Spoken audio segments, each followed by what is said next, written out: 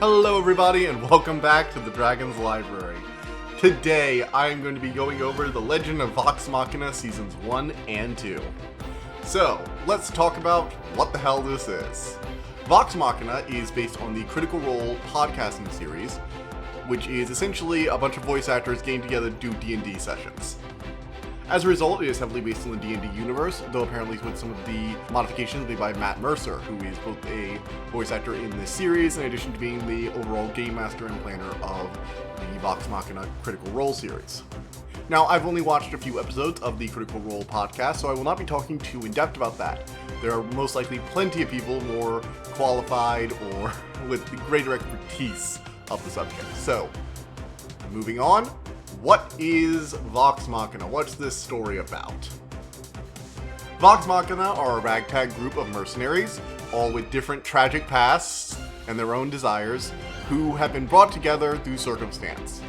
After a great beast terrorizes the kingdom, they are tasked by the sovereign and his council to put an end to it, and in doing so win fame and fortune. Unfortunately, one of their members has dark secrets from their past which come back to haunt them, and that forms the basis for Season 1. Season 2 starts shortly after Season 1, and I'm not going to give too many spoilers on that for those of you who don't want to know, but essentially dragons besiege the kingdom, and Vox Machina barely escape. Now with less resources, they have to go off on a last-minute hunt for ancient weapons of divergence, which could kill even the gods, while the new Chroma Conclave of chromatic dragons seek to conquer all of Taldore. So yeah, the series is sort of a parody/adventure comedy of full-on D&D style parties. There's a lot of in-joke references towards D&D, most of which I did not personally get because I'm not huge into D&D or tabletop role-playing. I've done it a bit, I know it adjacently, but it's never been particularly my jam, partially just because I never had a group. My friend got us into his own personal campaign, and I actually got really into that for a few weeks, where we all got together. That was a lot of fun, and I would be open to do more in the future. I just don't have a lot of personal experience with it in the here and now. So, what makes this show special? What really caused this to pop out? Because there are dozens of fantasy comedy parodies out there. It's a really common thing. We're getting another D&D movie right now. What makes this show something you should seek out? And it's just the voice actors. They have an all-star talent range. So one of the cool things about this show is it's based on a podcast of a D&D session. And that D&D session is a group of actual professional voice actors who have voiced in a lot of things. The main characters from this have been in everything from Infinity Train to Ben 10, major anime, Marvel shows, Full Alchemist Brotherhood, The Last of Us. This voice cast, let's put it like, if you like animation and you like certain characters in a lot of different shows, there is probably at least one voice actor from the main cast who has voiced a character you really, really like in a show you really, really like. It is insane the level of talent they have available to them. Like, I'm not even joking, this is actually absurd. Just how many amazing voice actors are in this series. So that is a major thing. And I will say, the main cast is incredibly well voiced, incredibly well acted, good writing, good comedy. It's not cheap laughs either. These are actually pretty good laughs. One of my favorite recurring gags is actually just doors are complete bullshit, which is that, D&D has to turn everything into a puzzle, so doors can never be open. You can't just pick the doors open. There's this one door that apparently everyone just couldn't open in the D&D campaign, and so it's the line, this thing isn't a door, it's a thing of evil. That whole scene just slays me. So, after talking about how we liked it, and I went over the voice actors, let's go over the characters. We have the half-raven Vexalia, played by Laura Bailey. She's most famous for playing Gwyn from Ben 10, and also played Tulip from Infinity Train. In addition to that, we have her brother, Vac, played by Liam O'Brien.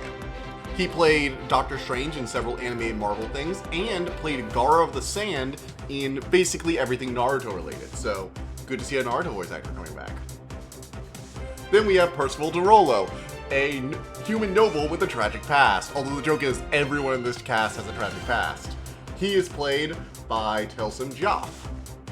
This voice actor hasn't been in quite as many famous things, but he is responsible for the voice acting for Blanca in most of the recent Street Fighter games. Then we have Caleb, she's basically the elvish, druish mage, and is played by Marisha Ray. She also hasn't been in as many things as many of the other voice actors, although she is a recurring voice actor for several different Fire Emblem games, so if you're a fan of those, she's definitely from that. She's also played several characters in different Persona games, specifically Persona Q and Persona 4. Then we have Pike Trickfoot. She is the gnome paladin of the group, and is played by Ashley Johnson. Ashley Johnson has many different things on her record, but you most likely know her as Ellie from The Last of Us Part 2. And Part 1 too, I guess. So. Next up, we have the barbarian half-giant Grog Strongjaw. He's played by Travis Wilhing, and this guy has just been in so much stuff. Like, his main roles would probably be like Thor and Knuckles. He plays Thor and Knuckles in several different animated things, all the way through video games and animated features, but he is just in a lot of stuff. His resume is just so long, it's not even funny. Finally, we have one of my personal favorites of the voice actors. Sam Riegel plays the horny bard Scanlan, and look, I can't be objective here. He's the guy who voices Mephistopheles in Blue Exorcist, who's one of my favorite portrayals of a character. Just that character alone makes me love Blue Exorcist. Mephisto makes that show a lot for me. So, I can't be objective. He's the best. Sorry. Anyway, these characters are dysfunctional, drunk, kind of assholes, but they do the right thing in the end. You know, the whole fuck up with a heart of gold thing going on. Plus, they have a tragic past. They all have tragic past, you know, like every single one of them. It's hilarious. It's like, so it's half elven, you know, twin siblings with tragic past. Half giant with tragic past. Gnome bard with tragic past. Gnome paladin with tragic past. Human noble gunslinger with tragic past. It's great. It's fantastic. Moving on, I'm going to talk about some differences between seasons 1 and 2. There will be no real spoilers here, and I'm not going to be able to spoiler talk because reasons. I'm going to be doing it for the books, just not for this right now, not for this particular show. And I don't really think there's much to talk about. There's not a lot of deep meaning in the show. It's just kind of fun, goofy. I don't say you couldn't read in and analyze it, it's just I don't feel like I'm going to gain much from doing it. Which is fine, some things should just be fun. So, with that out of the way, let's move on.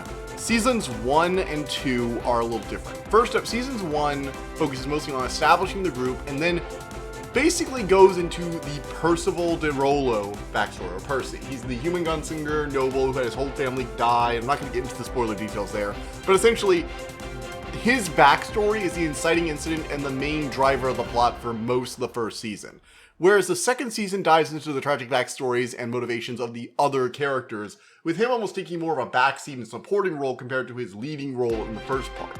Which I like, I think that's good. He got his time, now he's going to let everybody else do their adventures.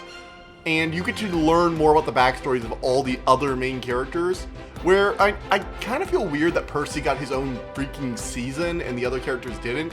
Although he did have a really complex backstory tied to a big location and a lot of big personalities they could use as enemies, so I guess that's fine. I also do think they're doing a good job of giving everyone different screen time now. It's one of those things the show's always been really good at, is just having all the characters have somewhat equal amounts of screen time and presence.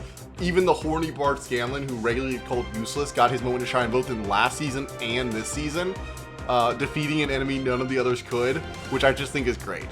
And he does it in the most Scanlan way possible. It's fantastic. So all in all, I think it's really cool. The Vestiges of Divergence act as essentially unique super artifacts that give one character in the group a power-up when they get it. So you have this vest of the Death God who gives one of the characters super speed. You got this awesome bow. You got this legendary sword. It's fun. Lightning gauntlets make you grow in size.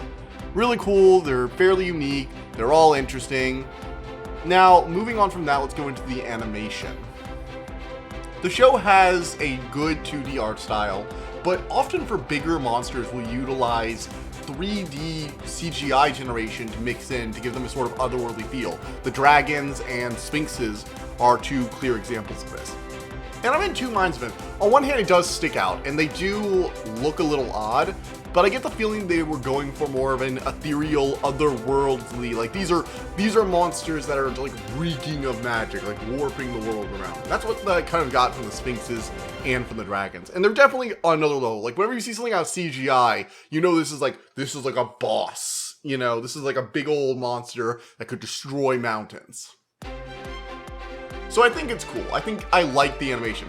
The siege on Tal'Dorei at the very beginning of season 2 might just be this show's most impressive thing from like a effects budget standard. If you want big, season 2 episode 1 will give you some intensity.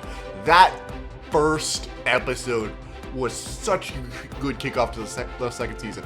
There are other fights of the season, okay? But it ends like halfway through getting the vestiges of Divergence, so we're clearly going to have the climax of this season in season 3. But holy shit, season 2 episode 1 is easily, right now, the best part of this whole show. Great, love it, cannot wait for more. It's on Amazon Prime, so if you're interested in that, go check it out. In conclusion, Vox Machina has a great voice cast and is clearly based on a fandom people have a lot of respect for, and these voice actors definitely know what they're doing. They played these characters in the original material and they're playing them excellently here. In addition, it has a good animation style with the 3D mixed in for bigger, more spectacular boss fight style effects, which just give it an overwhelming presence in certain scenes. In the end, I'm going to give this show a 9 out of 10. Is it perfect? No. Quite frankly, I do find it a bit lacking in deeper analysis. I think there are definitely some slower parts. Rewatching season 1 after you know all the twists, there are definitely some parts I'm like, skip. But as a whole, I'd say it holds up very well, especially in the first viewing. And I think it is one of the better things on Amazon Prime when it comes to Amazon Prime Originals. In fact, this might be my favorite thing and the only thing I really tune into Amazon for on a regular basis. The fact that I've gone back and rewatched it after season 1 came out, and then I rewatched season 1 like 3 times, says enough. 9 out of 10, definitely enjoyed this show. Give it a check out, even if you just get a temporary thing. What am I saying? You all have Amazon Prime. Don't act like you don't. We all do. We all pay our taxes to Amazon for 2-day free shipping. So, yeah. Moving on from that, let's get into the announcements. I don't have a spoiler section for this one. Sorry. Alright, so I am very busy this week, and this video is coming out late. This part is actually being added. I'm re-recording the announcements right now. But the reason for that is I suffered some problems, and this video is not going to be on time. It's probably going to be coming out like Wednesday or Thursday, as opposed to the Sunday or Monday I was originally planning on releasing it. And I'm not going to have a video until next Wednesday or Thursday. That video will most likely be the review of Ant-Man and the Wasp: Quantumania, and after that I will release my review of either God Killer or Forspoken. The reason for this is I'm working on another project. I just don't have a lot of time this week, and I want to focus on getting that project done because I'm a little behind, and I have to get some stuff ready for release for my VR game thing I'm working on. It's a whole thing. I'll let you guys know when that comes out. It's going to be on Wednesday, so I am sorry that I'm not going to be getting as much stuff done right now. I'm also very grateful to all of you who have been watching my channel so far. One of my videos is about, it probably has just recently gone over 1,000 views if the current viewing rate is anything to go by. So my Scooby-Doo video is likely going to be my first video that's over 1,000 views, and it's a big deal for me. Thank you to everyone who watched it. Thank you for everyone who subscribed. Partially as a result of that video, it got a lot of my subscribers to me. And I'm so happy for that. I'm so happy that you subscribed and you come back here to listen to me. It means a lot. You guys are excellent. Moving on from there, we're gonna go to the end card. Woo! You got to subscribe or go to my channel, subscribe right here. Also, over here and here, you have, what are these? Links. One of them goes to a playlist for Season 3, which is essentially this year's videos. And another is a video YouTube thinks you'll like. So, yeah. See you guys next time. Bye.